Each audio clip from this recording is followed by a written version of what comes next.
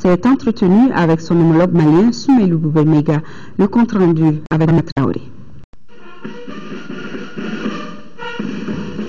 C'est avec tous les honneurs militaires que le ministre français de la Défense, Jean-Yves Le Drian, a été accueilli par son homologue malien Soumaïlou Boubaïmaïga. Loin des caméras, les deux personnalités ont fait le point de la coopération bilatérale. Il s'agit en l'occurrence du suivi de l'opération Serval en cours au Mali. On a parlé aussi de l'action de la mission de formation de UTM Mali.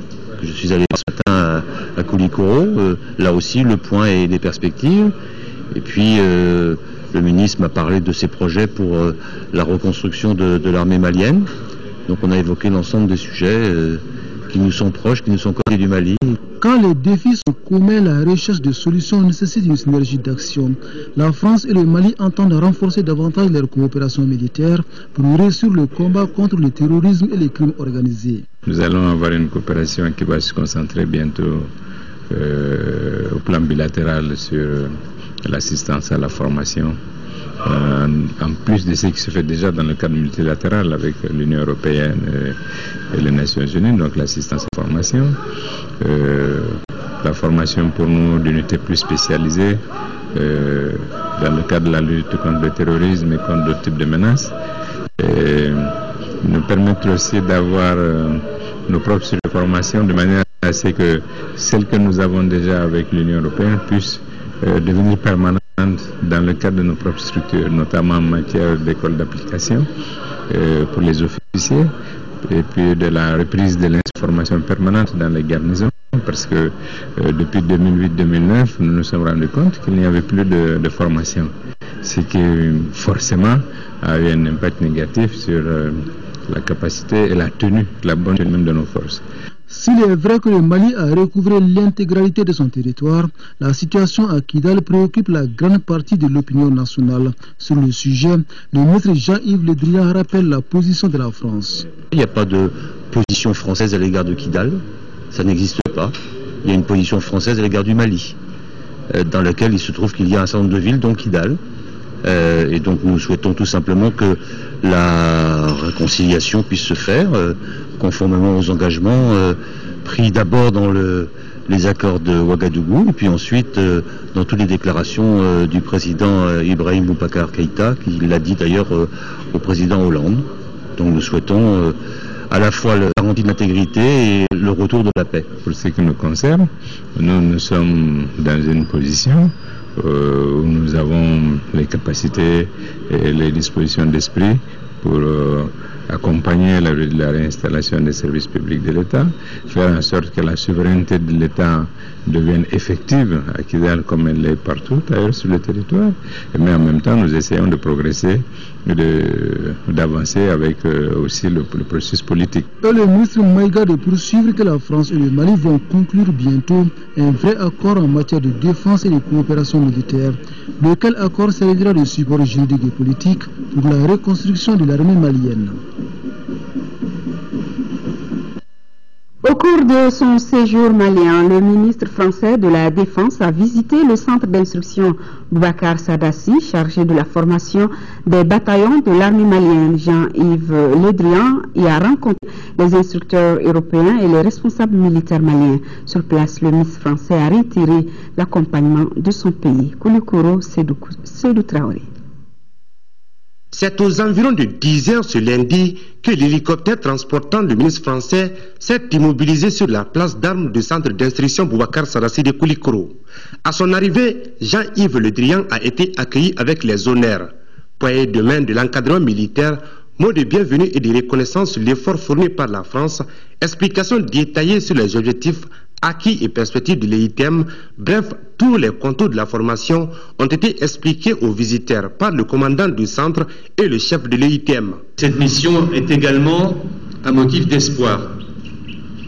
Et je me tourne ici vers l'avenir, car cette mission contribue directement au processus de réconciliation et de retour à la paix qui n'ont jamais cessé d'être notre priorité. Sur le flanc de la colline du Nyanan, champ d'entraînement des bataillons, le ministre français a assisté à la mise à niveau tactique de certains officiers maliens en charge de commander les différentes sections du 3e bataillon. À une semaine du démarrage de la formation du 3e groupement tactique interarmes, Jean-Yves Le Drian s'est adressé aux experts européens. Les 110 militaires français de l'UITM et les autres nationalités européennes ont d'abord eu les félicitations du ministre, puis écouté ses encouragements. L'enjeu pour nous est de garantir dans la durée une réponse solide et adaptée aux enjeux régionaux. Je pense notamment à 2 efforts que nous devons faire. Prolonger le mandat de l'UITM pour lui permettre de poursuivre son travail de formation de conseil et deuxièmement, envisager les modalités d'un suivi plus efficace des bataillons une fois sortis de Koulikoro. Au cours de cette visite, le ministre Jean-Yves Le Drian a reçu des cadeaux symboliques de la part du chef de la mission européenne de formation, général Bruno Guibert. Il a ensuite signé le livre d'or du centre d'instruction avant de prendre congé des experts européens à Koulikoro. Jean-Yves Le Drian, ministre français de la Défense, qui était également à Gao auprès de la force Serval, une visite qui a permis de recadrer les missions assignées aux armées françaises et maliennes dans leur lutte commune au nord du Mali. Le compte rendu depuis Gao de Daouda Zoumana Traoré.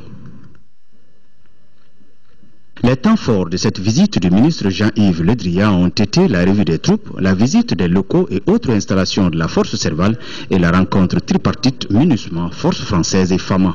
L'assurance a été donnée par Le Drian quant à l'accompagnement du Mali par la France dans les futures missions et les responsables militaires de notre pays s'en félicitent. Les missions restent les mêmes, les priorités restent les mêmes. Il s'agit de la libération totale des régions nord du Mali. Le retour des populations déplacées dans leurs différentes localités, une administration proche des administrés et que les activités pour un Mali uni et prospère. Le ministre français de la Défense, en s'adressant à ses troupes, dira que la communauté internationale est fière du bilan enregistré par la France au Mali. Ce franc succès, poursuit-il, est le couronnement d'une armée française forte et bien organisée.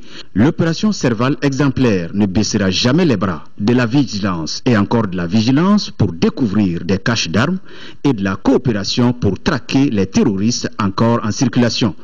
C'est pourquoi le système de défense et de sécurité de la grande famille de l'armée française sera orienté sur des axes prioritaires. La France, dans cette période au Mali, aura assuré 3 fonctions de manière différente les 3.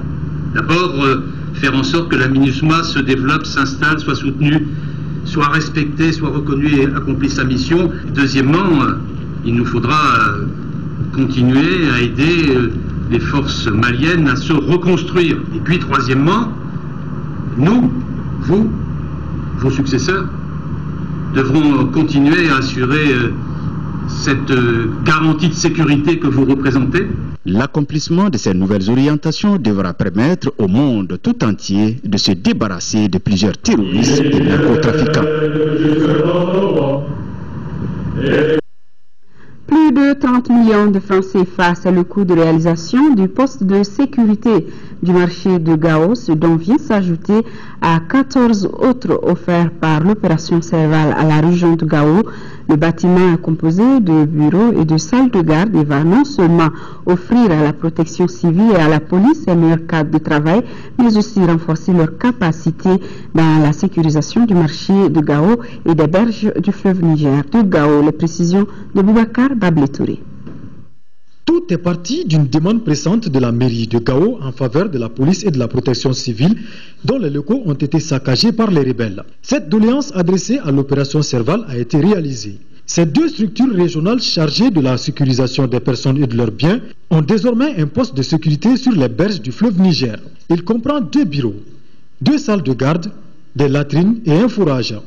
D'un montant de plus de 30 millions de francs CFA, ce poste aura une double mission, à savoir sécuriser le marché et prévenir d'éventuelles infiltrations des djihadistes et narcotrafiquants par le biais du fleuve Niger. Ce poste de police qu'on inaugure ce matin, quand le marché de légumes a été brûlé et construit par Serval, j'ai le caprice de dire au colonel Fabrice, mais il faut sécuriser mon marché. Il a tout de suite décidé, 5 jours après. Je dis merci. Cette inauguration est la 14e à laquelle Serval procède ces 5 derniers mois. Je parle du mandat auquel j'appartiens. Donc ceci atteste de la vitalité des actions entreprises au profit des habitants de Gao et du Grand Gao, parce que ce marché, bien sûr, est pour tout le monde.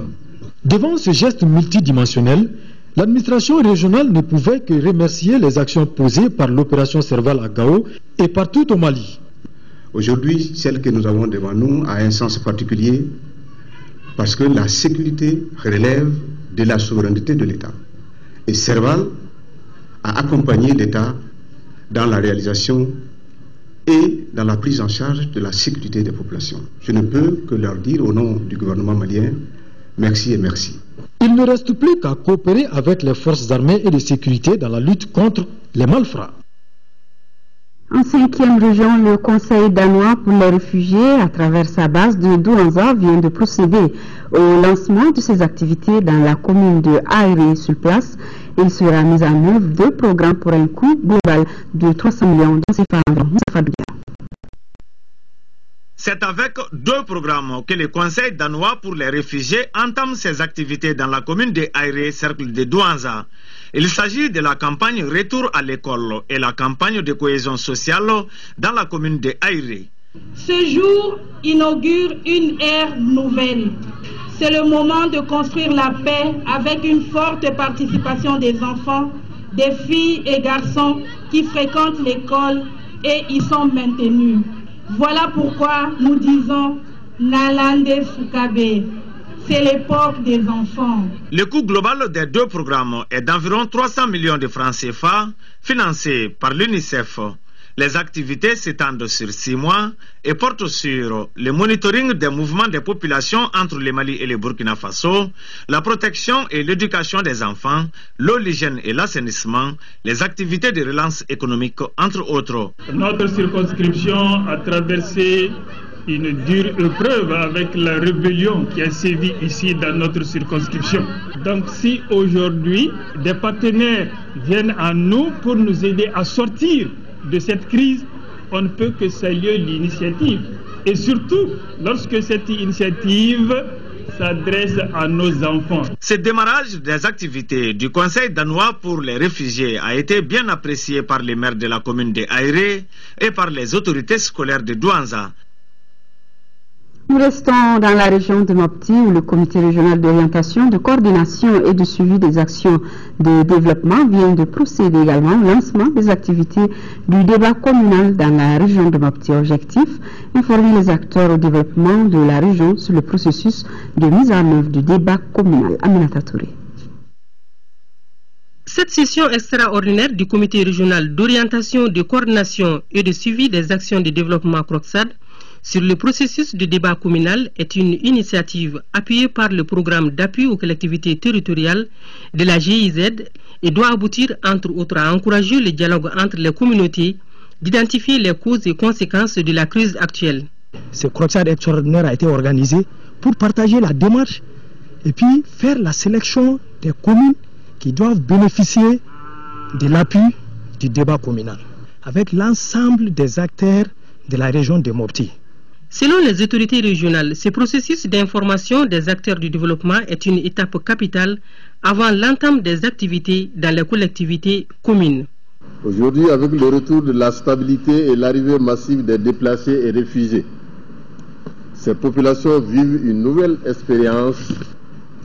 Elles vont s'atteler à mettre en place des projets de développement. Après les présentations sur la démarche débat communal et celle de l'outil d'identification des infrastructures, les participants ont eu à valider les critères de sélection des communes pour ensuite procéder à l'identification des infrastructures et équipements d'envergure, cercles et régions détruits. Ils ont également dégagé des pistes pour leur remise en état. Le ministre des Maliens de l'extérieur a rencontré les Maliens de l'extérieur présents à Bamako dans le cadre de la cérémonie de la prise de fonction du président de la République, une rencontre qui a permis donc pour s'enquérir des préoccupations de nos compatriotes vivant à l'étranger et échanger avec eux sur les nouvelles orientations du gouvernement en matière de gestion des questions liées à leur existence. Nando Dambélé. La rencontre qui a eu pour cadre les jardins de l'hôtel Les Colonnes a regroupé plusieurs centaines de nos compatriotes vivant à l'étranger. Tous étaient venus non seulement prendre contact avec leur ministre de tutelle, mais aussi échanger avec lui sur leurs préoccupations. J'avoue que nous sommes comblés dans l'ensemble. Nous avons été satisfaits, non seulement de l'accueil, mais également du fait que toutes nos préoccupations ont été déjà prises en compte. Issu lui-même de la diaspora et ayant longtemps géré les dossiers des Maliens de l'étranger au ministère des Affaires étrangères, le ministre Sylla était en terrain connu, d'où la grande facilité pour lui d'aborder les échanges, lesquels étaient centrés autour des préoccupations de nos compatriotes de l'extérieur. Les Maliens de l'extérieur doivent être dans le confort de leur travail, dans leur lieu de résidence. Et nous sommes formels là-dessus parce que toutes nos autorités sont obligées désormais de veiller, de défendre les intérêts de ces Maliens-là. Les nouvelles orientations du gouvernement ont été aussi abordées. Nous avons donc parlé aux Maliens ici pour qu'ils soient respectueux des textes qui les régissent dans leur lieu de résidence. Et en retour, nous allons tout mettre en œuvre pour leur véritable promotion, tant dans les investissements individuels qu'ils voudront faire que dans les investissements collectifs ou même en partenariat avec. C'est que faire des Maliens à l'extérieur un capital. Rappelons que le ministre Sylla était entouré à l'occasion de ses collègues de la promotion de la femme et du développement rural, des hauts responsables du parti du Tisserand. Le collectif des organisations professionnelles de la filière poisson a organisé hier sa traditionnelle course de pirogue. L'événement s'inscrit dans le cadre des festivités du 22 septembre et du début du mandat du président de la République. Le compte-rendu de Noum Sissoko. Ce sont 5 pirogues de la catégorie des seniors et 4 autres au niveau des juniors qui ont pris part à la compétition. Les 2 premières places des seniors et le premier des juniors ont été primés. Nous avons 2 événements à couvrir. L'investiture du président de la République, Ibrahim Boubacar Keïta, et le 22 septembre. Pour nous les pêcheurs, notre fête, c'est la course des pirogues. L'objectif principal, c'est montrer à la nouvelle autorité du Mali que nous existons, ça c'est un. Les 2, pour leur dire que nous leur accompagnons dans toutes les actions. Cet espace permet aux acteurs de la filière poisson de faire revivre certaines de leurs valeurs culturelles. C'est du moins la conviction du ministre délégué chargé de l'élevage, de la pêche et de la sécurité alimentaire. La course des pirogues constitue l'une des grandes activités sportives, culturelles et populaires en milieu pêcheur. Elle incarne l'esprit de solidarité, de courage, d'opiniâtreté. Aussi, nous avons la ferme conviction que la course des pirogues contribue beaucoup à l'épanouissement du tourisme, à la protection de l'environnement. La cérémonie a été ponctuée d'animations folkloriques somono, de la troupe masque et marionnette de Markala. Des prestations qui ont fait étalage du riche potentiel artistique et culturel des ethnies Bozo et Somono. La région militaire de Kati, en collaboration avec l'association des femmes des camps, a également organisé hier après-midi une manifestation dans le cadre de l'indépendance de notre pays. Le reportage de Abdrahman Mega. Après sa victoire contre les djihadistes et les narcotrafiquants au nord du Mali, l'armée malienne se sent de plus en plus mieux pour faire face à sa mission régalienne de sauvegarde de l'intégrité territoriale de notre pays. Raison pour laquelle les festivités de ce 53e anniversaire de l'accession du Mali à l'indépendance ne peuvent se passer en silence dans les différentes casernes militaires. Le Mali a été indépendant jadis, mais je trouve qu'aujourd'hui encore le Mali est encore une seconde fois indépendant. Alors la simple raison, les élections ont permis aux Maliens cette fois-ci d'élire librement un président de leur choix, ce qui est encore une autre forme d'indépendance. Un territoire aux 2 tiers occupés, et actuellement nous sommes jusqu'à Kidal, donc ça c'est encore une autre indépendance. Et l'appel que j'ai à lancer aux Maliens, c'est de s'unir comme un seul homme encore. Avec une élection de 77,7% de voix, je pense bien que si ce même peuple s'unissait autour du même président, pour les mêmes idéaux, le pays peut aller de l'avant. Ce 22 septembre 2013 a été un moment idéal pour la grande famille militaire de se retrouver pour fêter avec faste l'événement. Comme les chasseurs l'ont dit, c'est l'union qui fait la force. Il faut toujours se regrouper. Après les moments de turbulence, l'armée démontre une fois de plus son engagement à soutenir les plus hautes autorités de notre pays dans leur combat. Un chantier dont la réussite, selon elle, passe forcément par l'unité, la réconciliation nationale devant aboutir à la reconstruction des Mali de paix. Et toujours dans le cadre du 22 septembre, le journal Le Challenger vous offre demain dans vos kiosques ce numéro spécial 22 septembre avec, vous le voyez en titre, une interview de Seydou Badian, écrivain et ancien ministre sous Modibo Keïta. Ce numéro spécial du Challenger dans vos kiosques est disponible demain. Arrivé ce lundi à Médine, Arabie Saoudite, du premier avion des pèlerins de la filière gouvernementale, ils ont déjà effectué leur prière à la mosquée du prophète Mohamed, paix et salut sur lui. Nos envoyés spéciaux sont Nyanza Dambélé, Nyanza Koulibaly, Abdrahman Keïta et Ibrahima Touré. Après un vol d'environ 6h20 sans escale, les premiers pèlerins maliens de la filière gouvernementale sont effectivement arrivés ce lundi à Médine à 3h du matin, heure locale, soit 0h à Bamako. Aussitôt après les formalités d'entrée à Médine et d'hôtel, les pèlerins du premier vol de la filière gouvernementale sont allés effectuer leur première prière matinale à la mosquée du prophète Mohamed, paix et salut sur lui. S'agissant des conditions de voyage, le vol n'a connu aucun problème. Quant à l'hébergement et à la restauration, quelques petits désagréments certainement passagers. À ce sujet, le délégué général se veut rassurant. À l'arrivée des pèlerins, en ce qui concerne l'hébergement, comme l'arrivée a eu lieu à 3h du matin, il y a eu des petits changements à apporter en ce qui concerne l'installation des pèlerins. Changements qui ont été apportés ont porté sur le changement de palier qui est dû à notre logeur de Médine. Donc, mais quand nous avons pris connaissance de ces changements, nous avons pris les dispositions.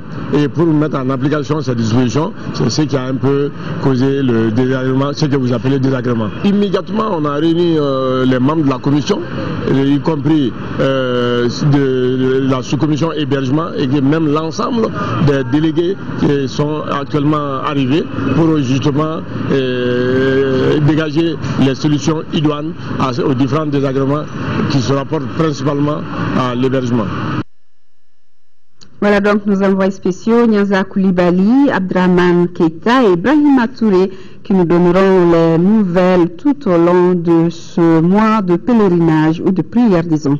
Et ce communiqué, toujours dans le cadre du pèlerinage, le directeur général de la maison du Hadj convie les pèlerins du 3e avion de la filière gouvernementale à se présenter à la maison du Hadj, 6 au centre culturel islamique de Andalay le mardi 24 septembre 2012 à partir de 10h pour les formalités de départ. Le décollage de l'avion est prévu pour 15h30.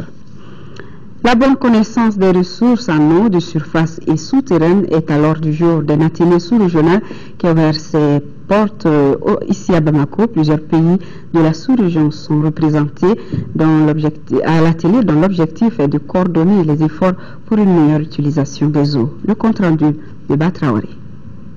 La gestion intégrée des eaux souterraines occupe une place importante dans la plupart des pays d'Afrique. Le présent atelier vise la formation des usagers du bassin du Niger sur la question. Les objectifs de cet atelier sont multiples. Entre autres, on peut citer, n'est-ce pas, un partage de connaissances entre les acteurs qui travaillent dans le domaine de l'eau pour une meilleure connaissance des ressources en eau souterraines, qui sont en fait des ressources, comme on a l'habitude de dire, invisibles. Les eaux souterraines jouent un rôle très important en fait dans l'écosystème, dans le maintien des eaux de surface. Au Mali, près de 70% de l'eau potable proviennent des eaux souterraines, d'où l'importance de l'atelier.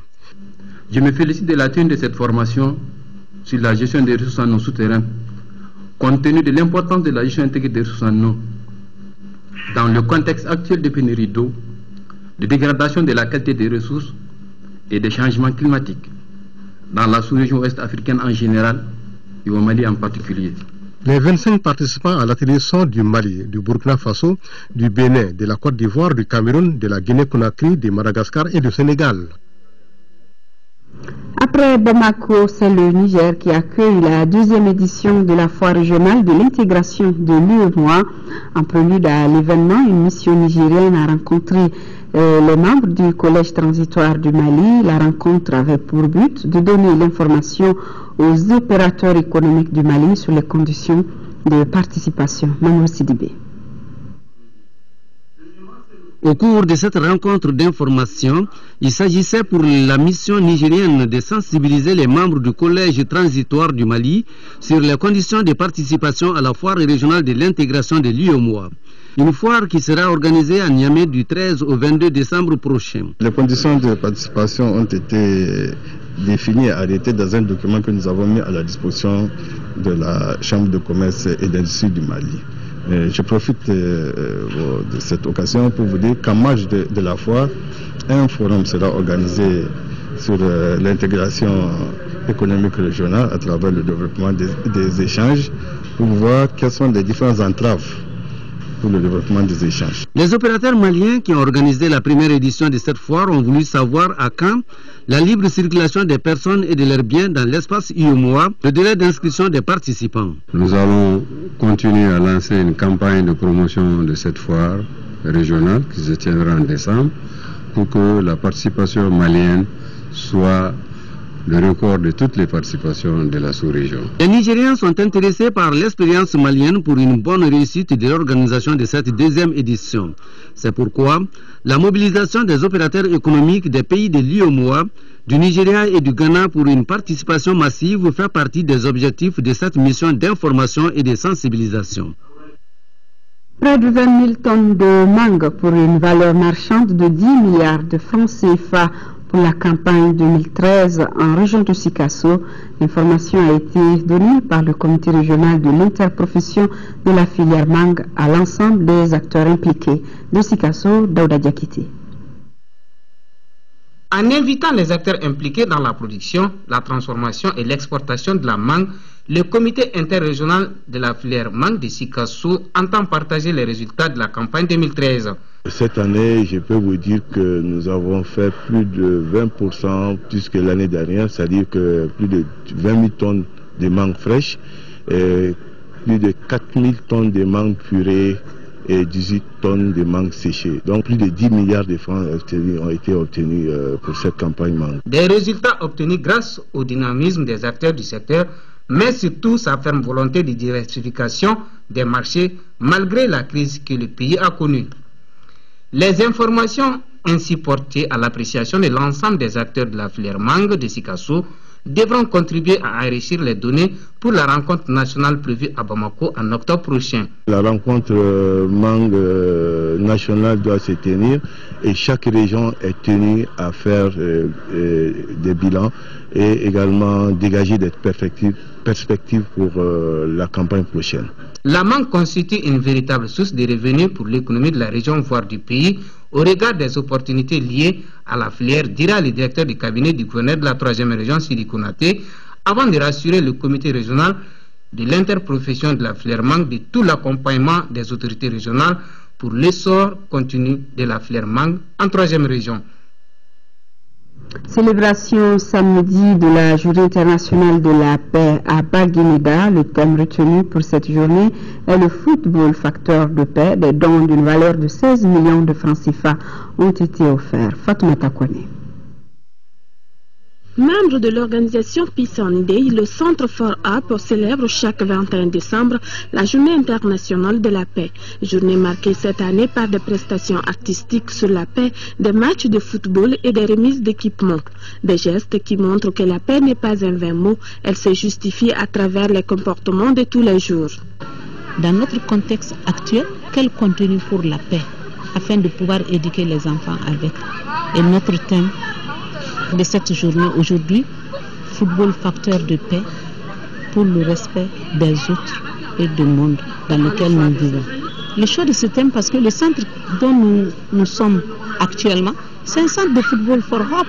C'est un centre d'insertion socio-économique et culturelle à travers le pouvoir du football. Occasion idéale pour l'inauguration de 2 nouveaux bâtiments du Centre For Up.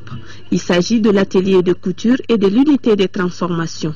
L'atelier de couture baptisé Mariam Kaidama contient 10 machines à coudre d'une valeur de 10 millions de francs CFA. Quant à l'unité de transformation de sésame, Mariam Nene Koita, elle est composée de 2 machines de transformation du sésame, d'une valeur de 6 millions de francs CFA. À tout ceci s'ajoute le fonds Revolding offert aux femmes de Baguineda. C'est un fonds qui permet aux femmes d'améliorer leur petit commerce.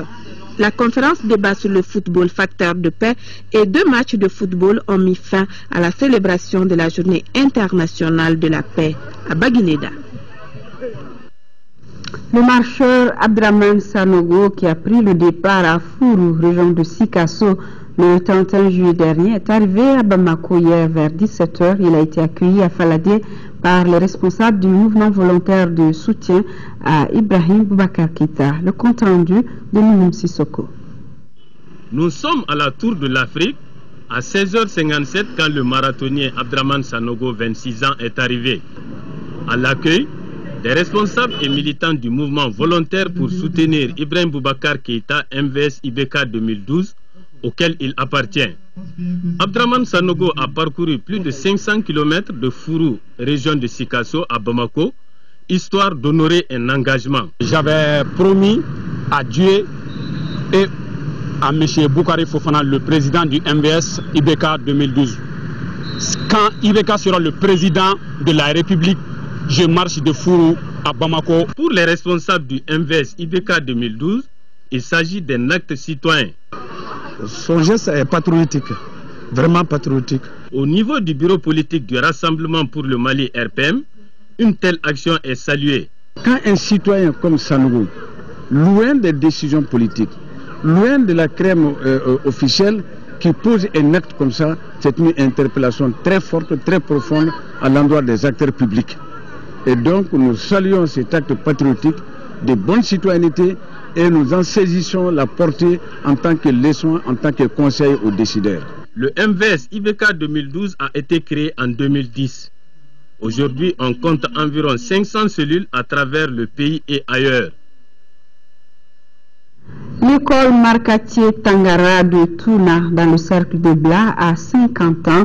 La fête, les festivités commémoratives de ce cinquantenaire couplé à la cérémonie de baptême de l'école se sont déroulées dans la localité. Le compte rendu de Foussé Nigara. C'est en marge des festivités du 22 septembre de 2013 que la mairie de la commune rurale de Touna et l'association des ressortissants de Touna à Bamako ont décidé de célébrer les 50 ans de leur école. Manifestations folkloriques, jeux divers et messages, bref, rien n'a été négligé pour rendre la fête belle. Créée en octobre 1962, avec seulement 32 élèves, aujourd'hui l'école enregistre des milliers d'enfants avec 2 premiers cycles et 2 seconds cycles. Le sentiment que moi j'ai aujourd'hui, je suis comblé, totalement comblé. Et surtout moi, qui a été recruté tout récemment, en 1976, et que moi j'ai eu la chance d'être le premier député de cette école. Vraiment moi, je n'ai pas de mots à dire. En 50 ans, l'école de Touna, qui porte désormais le nom de Marcatier Tangara, ancien chef de village de Touna, a produit des cadres dans tous les domaines et qui servent aujourd'hui dans l'administration malienne. Beaucoup d'enfants aujourd'hui vont à l'école. Si au départ, les gens ne connaissaient pas l'importance de l'école, elle était d'ailleurs obligatoire dans ses premières heures. Mais aujourd'hui, pratiquement tous les villages de la commune ont leur école.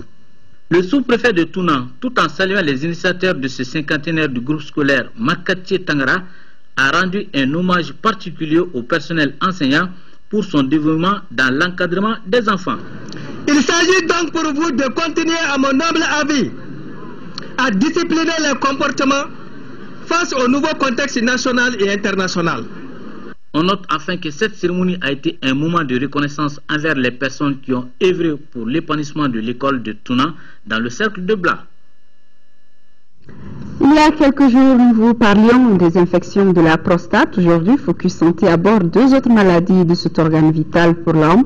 Il s'agit de l'adénome et du cancer de la prostate. Les détails, c'est tout de suite avec Tessera Dambélé. La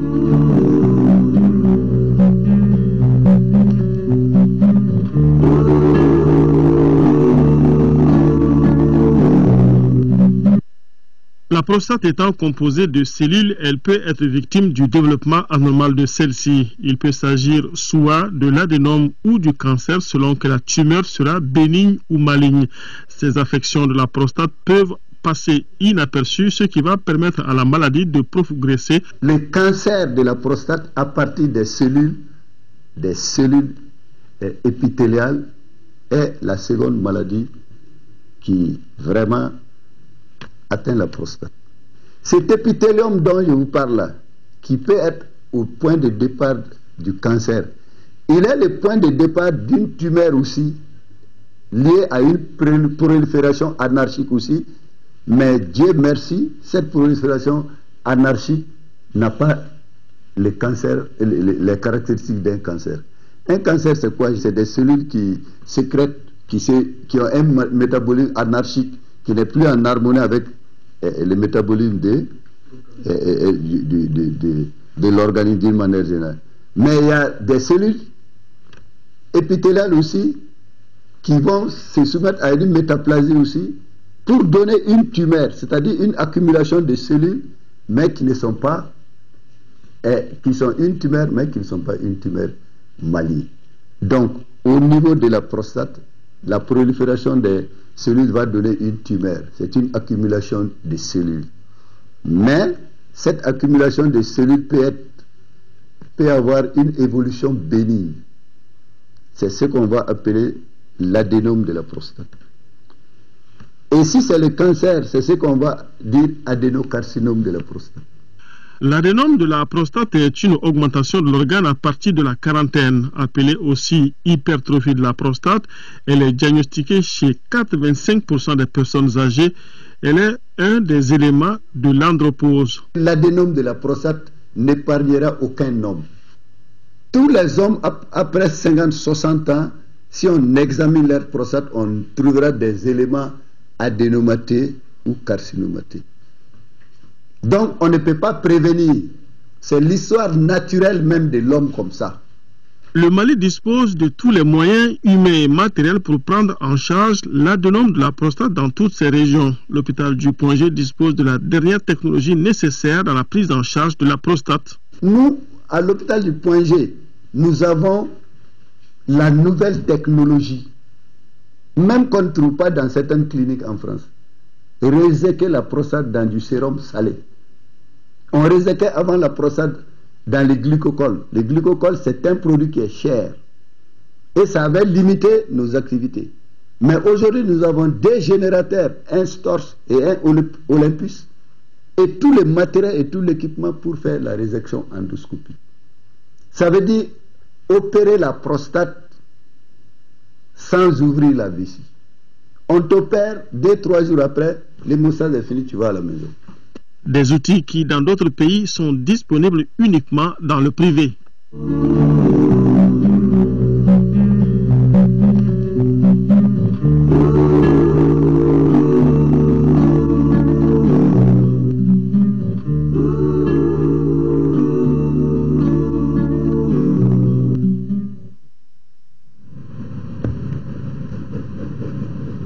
Voilà, c'est la fin de cette édition. Merci de l'avoir suivi.